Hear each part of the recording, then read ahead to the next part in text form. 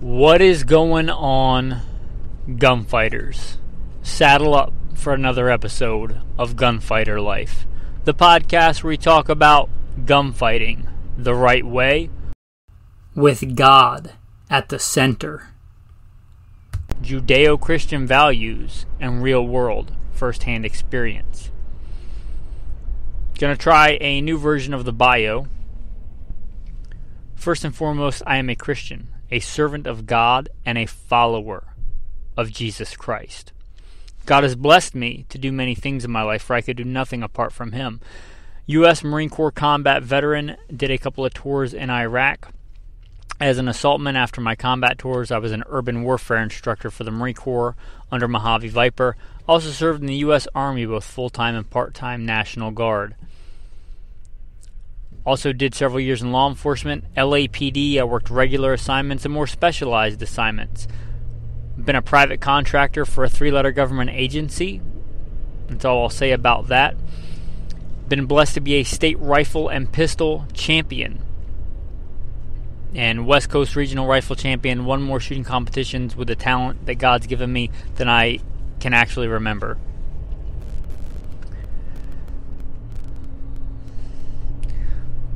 Was blessed to be the commander of a tactical team in a large metropolitan area. Our primary job, the reason we primarily existed, was to stop active shooters. I got the opportunity to head up and be the commander of that team. I grew up around guns, hunting and shooting and competing at a very early age. Been blessed to hunt all over this beautiful country, from whitetail on the East Coast to mule deer on the West Coast, and bear and elk and all manner of things. I've even been a professional big game hunter and guide. But again, most importantly, I'm a Christian. With that, let's get into today's topic. Shooting faster. Now, one of the patrons asked me, and if you don't know about Patreon, it's a way that you can support this podcast, and hopefully I can support you. And sometimes people ask me stuff on there, or they'll send me a video and I'll review it and see what I can do to help them with, or give them tips, or be like a virtual hunting guide. They'll send me a map of a piece of property and I'll draw out what I think is a good game plan. Things like that. Anyway, yesterday in the chat, somebody asked me about shooting faster. They said their split times were caught at a certain number, and they've kind of plateaued. They didn't use that term, but I'm going to use it. And they couldn't get any faster than that. And they asked for some advice. And I thought off the top of my head, in a few minutes, I sent them back a reply.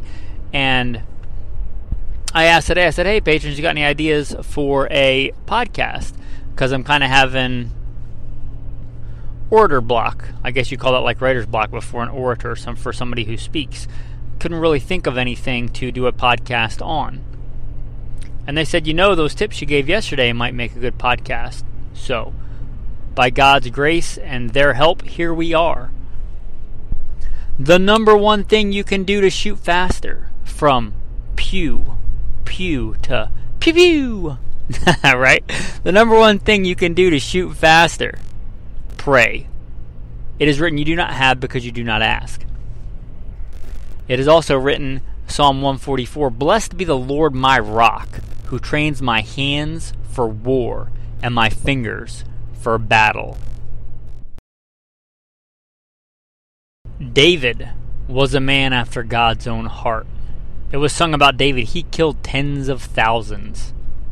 Right? He shed a lot of blood. He was a great warrior. Likewise Gideon, likewise Abraham, and likewise Moses. He was, for lack of a better term, a military general. He commanded an army. There's no contradiction between being a strong warrior and being proficient with a weapon and being a man of God. Anyway, pray. That was my number one thing, and I wasn't just saying that off the cuff. Like, that is the number one thing you can do, pray. And I do not have a monopoly on this. I consider what God gives me to be shared. God doesn't give us blessings and talents to share, or rather, God doesn't give us talents to hoard, but to share. One of the prayers that I often pray is some version, and it might vary a little bit, but some version of this. I pray the Psalm 144, blessed be the Lord my rock, who trains my hands for war and my fingers for battle. Pray for greater warrior ability. shooting ability, dry firing ability, greater accuracy, speed, and consistency, and self-diagnostic ability. Now you can take that and run with it, change it for whatever you pray, however you want. If you want a place to start, maybe start there. After that, to shoot faster, the number 2 thing I told him was make sure you rotate that support hand forward, lock it in, and squeeze it like you're trying to break it. Okay? This is hard to describe in an audio. This is something I might do a short video on for the patrons. I'm not sure. But you shouldn't just grab that gun with your support hand the way it naturally goes on there and is comfortable. You should rotate that hand forward. That's going to give you a great amount of mechanical advantage. Rotating that wrist forward, pointing that thumb straight, grabbing hard, and squeezing that gun like you want to break, like you want to crush that magwell. Like that magwell is like a sack of peanuts, and you just want to break them all. Like you should be squeezing that hard.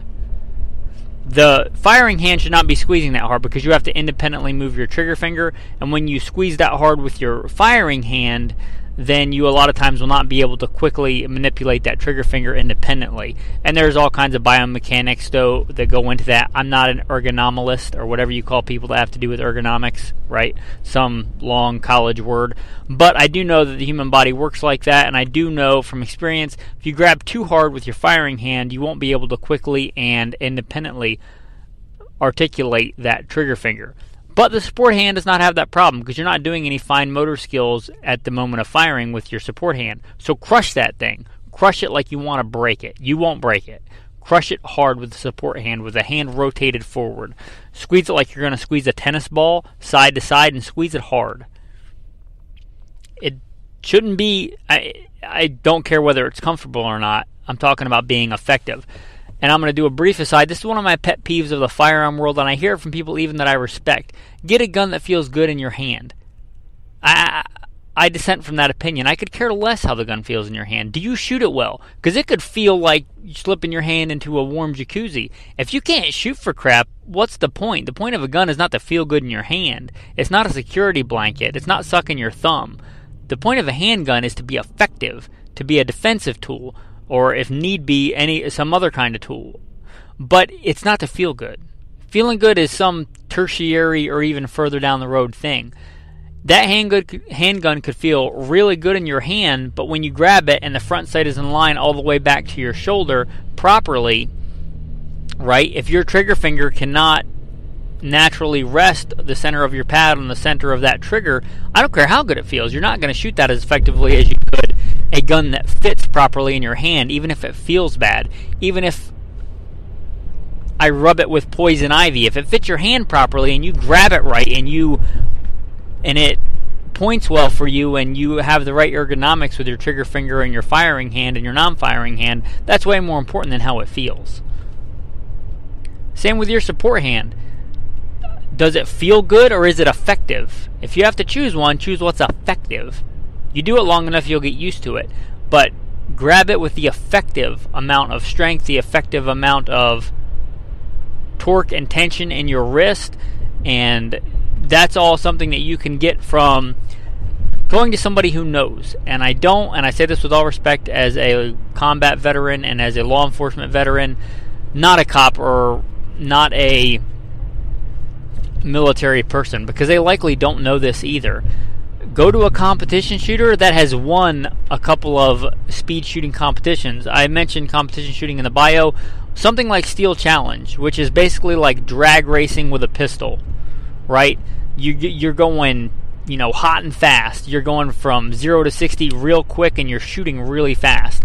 And a sport like that, if they're winning, even at a local match, they're going to know things like this, right? Because you can't shoot that fast.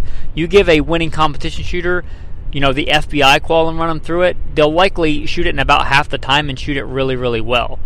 Most police officers, sadly, and no disrespect, they're not gunfighters. Some of them are, but like the FBI, people think of them as like the experts. They're the Federal Bureau of what? Investigations, not gunfighting. They do paperwork. Ask the average police officer even one in a specialized unit like I was, how much time they spend pulling a trigger versus how much time they spend behind a keyboard or with a pen in their hand, right? I'm just being honest with you.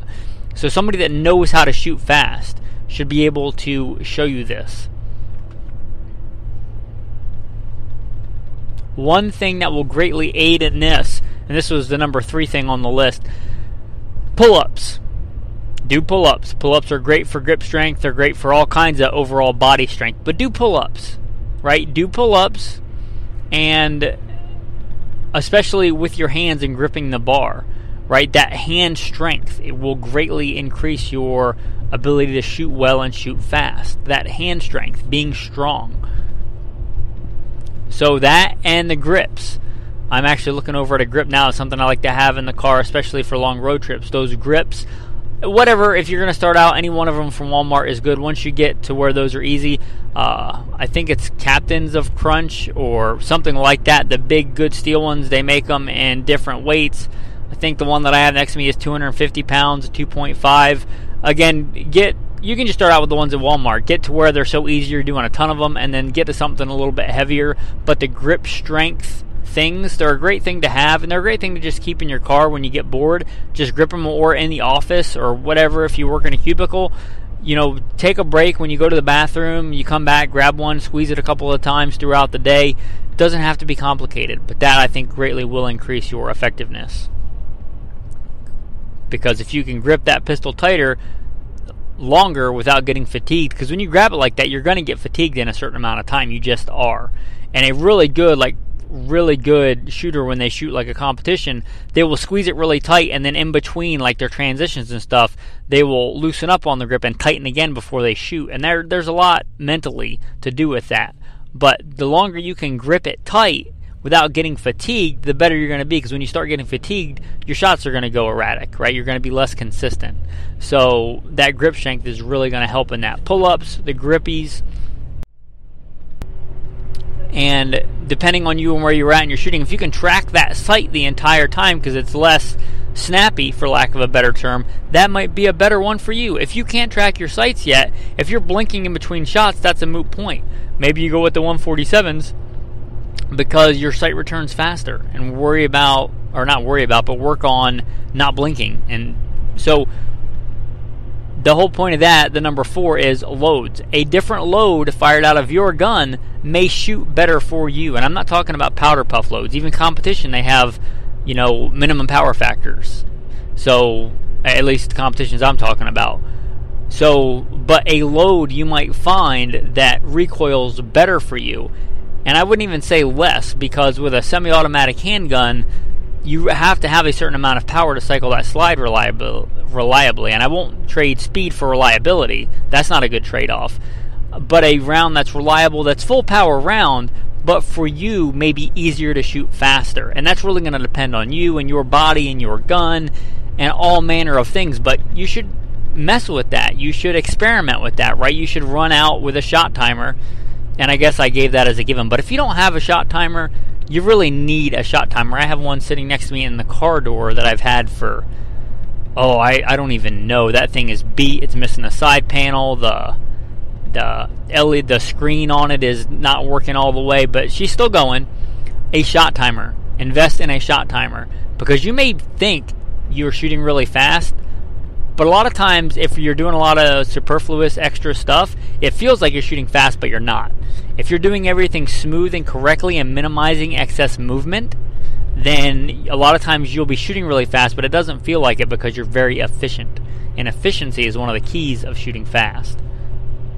All that being said, check out your loads, see what for you can shoot faster. Alright, so with that shot timer, another thing you can do to shoot faster is have that gun pointed in a safe direction, but just don't worry about a target. Have it pointed in a safe direction, the dirt berm, whatever is safe at your range, and then be ready, and then when the buzzer goes off, pull the trigger and work on getting your reaction time faster. Reaction time is important, right? If you're trying to get a fast draw or a fast split time or whatever, and you're waiting for that front sight to be on the target, if once your brain gets the okay, it's time to pull that trigger, the lag time between your brain saying that and your finger doing it can be cut down. It can be whittled away to be faster. If you could take that and watch an untrained shooter a lot of times, and then like a fast shooter, and you do the same drill, they'll be much faster. And you wouldn't think that's a skill, but it is a skill. Quick reaction time is a skill, and that comes in handy for more than just shooting, but that quick reaction time. And that's the best way if you're a shooter that I know how to do it, is have that gun pointed in a safe direction, and then when the buzzer goes off, pull the trigger, and then look at your times and try and get faster. Try and be more efficient. Try and relax and listen for that buzz and be ready to go. Be ready to rock and roll when that buzzer goes off. The next one, a better trigger, right? And if this is a duty gun or a carry gun, I would encourage you to not go crazy modifying your trigger. If it's a competition gun, that's a different story. But a better trigger, right? I almost guarantee if you have any amount of speed training, you're going to shoot a 1911, a Series 70 1911. Your split times are going to be better than they are with a Glock 19. And, you know, if I take the same person, even if they're used to shooting a Glock, and I say shoot as fast as you can, 2 shots on the buzzer, they're almost certainly, in my experience, going to be faster with a Glock 9 or with a 1911 than they are with a Glock. Just mechanically. Glocks have a long, squishy, mushy trigger. They take a lot more movement. You have to do more to get the gun to go off, right? So they have to be that way because they don't have a manual safety. So you have to have not a light, crisp, short travel trigger. That's the way they get around that, is having a long, squishy trigger with a trigger take-up safety mechanism and all that. That being said, if you can get a short, light, minimal travel trigger, you're going to shoot faster, right? And you can argue with that if you want, but that's just science. You can't argue with science. So I joking around, I say that a lot of times with the wife with stuff that's completely not science. I'm like, you can't argue with science. But that is science, right? If you're doing less and you have to do it repeatedly, the less you have to do, the faster you're going to be. And you can argue with that, you Glockophiles, but that's just the truth. And a lot of Glock people that really love Glocks, if they want to shoot faster, they'll put better triggers in their Glocks. Why? Because it's faster. And it's better. It's just less nastiness that you have to deal with on the trigger. And I didn't start there. I don't say just if you want to shoot faster, just go buy a better trigger. Work on all the other stuff, and when you get to the point where you can take advantage of it, you might want to think about, if you're at that point where the gun is holding you back and you want to be a better shooter, going to a better trigger. And here is another one that's probably going to get everybody up in arms. That's okay. Stop trying to shoot to reset if you're trying to shoot fast. And if you're trying to shoot accurate, stop trying to shoot to reset. I know a lot of people teach that. I was an instructor at one of the big firearm schools in the country, FBI certified firearms instructor. You heard my background, right? And I, for years, was taught shoot to reset. And I started I thought I could shoot when I was a cop and a law enforcement officer and all that. And I went to my first shooting competition for handgun and realized quickly that I wasn't that good of a shooter. And I continued to go and get better. And I realized that none of the top shooters really do this, right? There's a very minor application where shooting to reset is advantageous, shooting at medium speeds at certain targets. But if you want to shoot really fast, you're not shooting to reset. Even people that say they do, if you tell them to shoot as fast as they can at a close target, watch them and then see if they're shooting to reset. All right? I'm just saying. And then if somebody's shooting really long range, really precisely, they often will not shoot to reset, right? So I did that for years and years and years, and when I wanted to be better, I got away from it. You know, some of the very top shooters do not shoot to reset. So I'm here to tell you, if you want to shoot faster, you might want to look at not shooting to reset. And I know that goes against a lot of the dogma in the handgun shooting world, but I'm just telling you, you can take my advice or not, but if you want to shoot fast and you want to shoot accurate, stop trying to shoot to reset. Alright, if the trigger is so bad that you have to take out 50% of the travel to shoot to reset, maybe don't shoot that gun. That's all I'm saying. And even if you are shooting those guns, you can shoot them very quickly. Like a lot of times when I go to training class or a competition, I'll shoot a Glock because it's either specified or that's what everybody else is shooting, and I don't want them to think that I shoot really well because I'm rocking the STI, right? I'll slum it and break out the Glock, and I still shoot it, and you shoot it just as fast. And one of the advantages to this is, even if you're the people that really spout the shoot to reset, even a lot of those will concede that reset is different, even from Glock to Glock. Even if you have two different Glock 19s, same gen and everything, you can have vastly different resets on both those guns. So you can do all this practicing to shoot to reset on that one gun. Well, you better marry that one gun, because as soon as you go to a different Glock or a different gun, all that practice shooting to reset may hurt you, because you may go to shoot and you may not reset that trigger. Now you have a dead trigger, right? And then you're sitting there trying to pull a dead trigger. So do what you want. That's just some advice from me. At least try it for yourself and see. But stop trying to shoot to reset. That's my advice. Take it or leave it. The next thing you may want to consider, a heavier gun, right? I'm talking about hardware stuff now. Now, there's a lot of different things to this, your body mechanics and analogies for that, how the gun fits you and all that kind of stuff. But, and I use this analogy a lot of times, not condescendingly, but for women, because women are looking at handguns. They often want a small, cute handgun. And I do this physics thing without actually doing it, right? You can't argue with science. I take two guns, unloaded, cleared, safe, probably action open, set them on a table, and I say, okay, both these guns are 9mm, super small subcompact gun, and a full-size fighting handgun. I set these on the table, I load them, and I use some kind of rod or something to pull that trigger on both these guns. Which one is going to fly back farther? Think about that. The big gun or the little gun? The gun that weighs 11 ounces or the gun that weighs, 35 ounces? Which gun is going to fly back farther on the table? The small gun. The small light gun is going to travel back farther, right?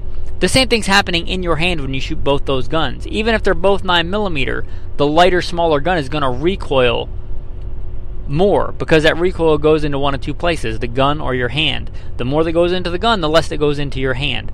A bigger, heavier gun, all other things being equal, and they're generally not, but as a generality, the bigger, heavier gun is going to have less felt recoil for you and your hand and your body, right? So if you're trying to shoot faster, a heavier gun. There's a reason, when the SIG, whatever they are, the SIG, the Legion competition model, they actually take a plastic frame like most of the 320s have, and they put tungsten in it, a super heavy element in plastic. Why? To make it heavier so you can shoot it faster, right? That's the reason they do that.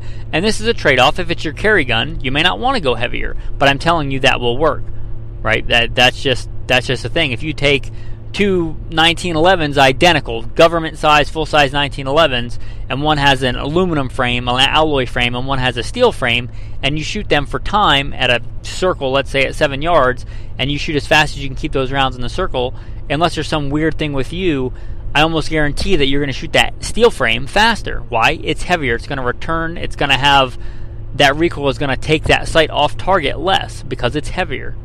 And that's just a thing. So maybe look at a heavier gun. If you're trying to shoot faster with a, let's say a Glock 43, I almost guarantee stepping up to the Glock 19, you're going to shoot faster, even if it's got a very similar trigger. And again, no two triggers are identical. Triggers are like women, they're all a little bit different. Some are vastly different. So that being said, a heavier gun, that's one of my suggestions for shooting faster. Alright, and the next one, another hardware one, a compensator. Compensators exist for a reason, just like they do on a battle rifle, or if you're talking about shooting faster on a battle rifle, a compensator, they work, right? They work. A brief example of this for me, one of my go-to practice guns for practicing shooting, a lot of times I'll practice with a 22, right? If I'm practicing my draw at 3 yards, I can do that dry fire and then I can do that live fire. Why waste all that ammo if I can do and develop that skill with a 22? Anyway, one of my 22s, I put a compensator on, a micro comp, a pistol compensator, and I thought it might, but it was sighted in for 25 yards, right? And when I put the comp on it, I shot it again and it shot lower. Why? Because the muzzle was rising less, even a little bit less before that bullet even left the barrel, right? Compensators do work. They do work, and they work on a handgun too. I have one on that. I have one on my go-to STIs, has a precision machine comp. If you're a 1911 guy, you might want to look at the Wilson comp. I forget what they call it, but unlike a lot of modern pistols, a 1911 has a bushing on the front, so you can make that bushing a bushing comp. They've been popular for a long time for like bowling pin matches and stuff. They do add some weight to the end of the gun, which, again, it may be too much if it's a carry gun, but if you want to shoot faster, they do make comps, and a lot of barrels today more commonly come threaded. And if not, if it's a common platform, a SIG 320 or a Beretta 92 or something like that, you can likely easily get a threaded barrel. And then on that threaded barrel, you can put a compensator. And that will help you shoot faster if you can take advantage of it. Now, if you're closing your eyes and blinking and your finger is not ready, it doesn't matter how fast the gun is. If the gun is back on target quicker, but your finger is not back ready to pull the trigger and your sights aren't back on target because you haven't learned that skill, that's not going to help you, right? This is going to help you if you are waiting on that gun. Or if that gun is waiting on you, that's not going to help, right? So there's that. But a compensator, they do work. They're going to help that gun return to the target faster. So there's that. Now the last one I touched on, get a 22. If you want to shoot fast, that's going to require practice and dedication. And if you shoot a lot, a 22 handgun, most analogous to your fighting handgun, is probably going to pay for itself in ammo pretty quick if you shoot a lot. I know the price of 22 has gone up, but so has the price of everything else. And comparatively, a brick of 22 500 rounds is way, way more affordable than 500 rounds of even 9mm, the next cheapest round, right? So get the 22. If you shoot an M&P, get an M&P 22. Or if you shoot like a 1911, still get an M&P 22 because the ergonomics are very similar. Get something most analogous to that platform, right? Is the recoil going to be exactly the same? But no, but if you're better at controlling recoil, you're going to be better at controlling recoil. I still encourage you to train with your full-size fighting handgun to get the cadence and stuff down, but if you can get that sight to move less firing 22, you're still going to be better with the 9mm, right? So a 22 will help in a lot of skills. Fast draw, fast transitions, fast follow-up shots, your double taps, your Mozambique drills, all that, right? All that. So, and you get an excuse to buy another handgun. If you consider yourself a gunfighter, a connoisseur, and I think this is sorely lacking in a lot of the tactical community, I think you got to have the new whiz-bang whatever. That's great, but to develop skill, a 22 handgun. If it's not part of your arsenal and you have more than, let's say, 2 handguns, you may really want to consider a 22 handgun analogous to your fighting handgun, right? And it has the added benefit of training and teaching new shooters, which is something that we, as gunfighters, as shooters, should be striving to do, right? Teaching new shooters. This is the kind of thing we talk about on Patreon. So if you're interested, if you've thought about supporting the podcast, again, it's not just me helping them, it's them helping me too. It's iron sharpening iron. There's a lot of men on there that know more about stuff than I do, right? And we talk about all kinds of cool stuff. How about this? We talked about this not too long ago.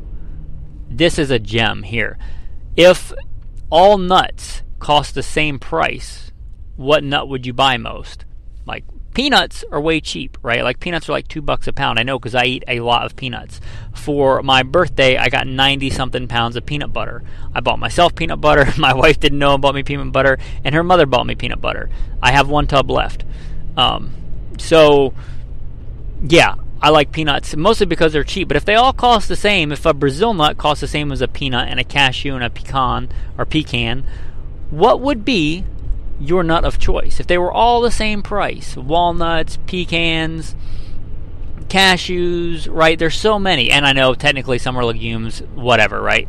Can't argue with science. But if they were all the same price, what would be your favorite nut? You get gems like that, right?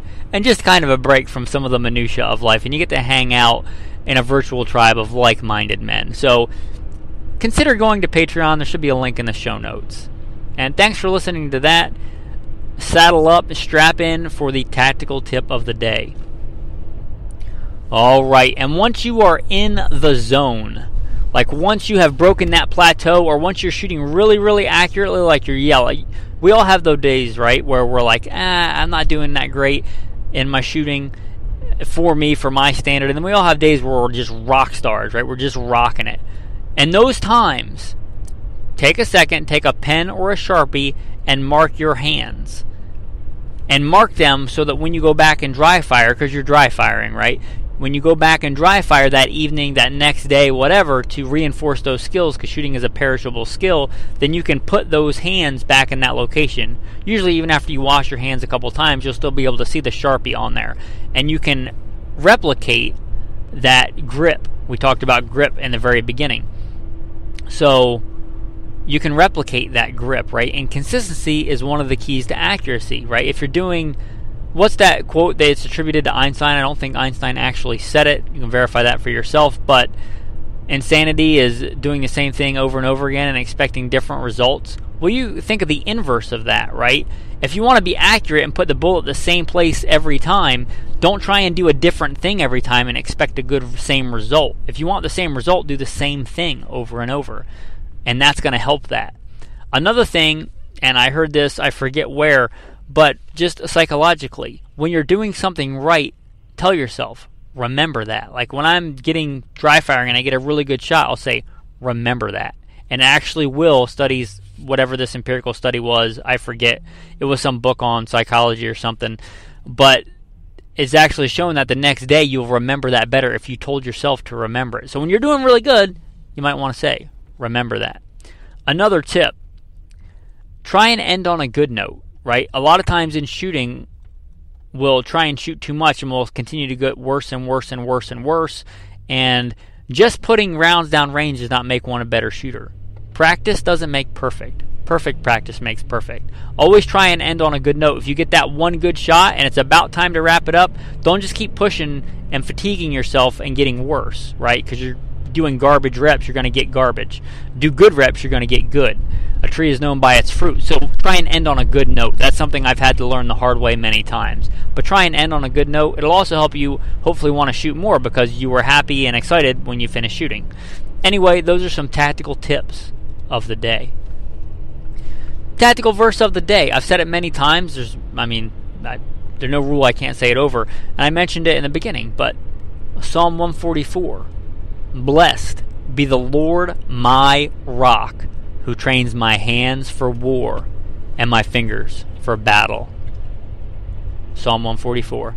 Thanks, men. Have a blessed day.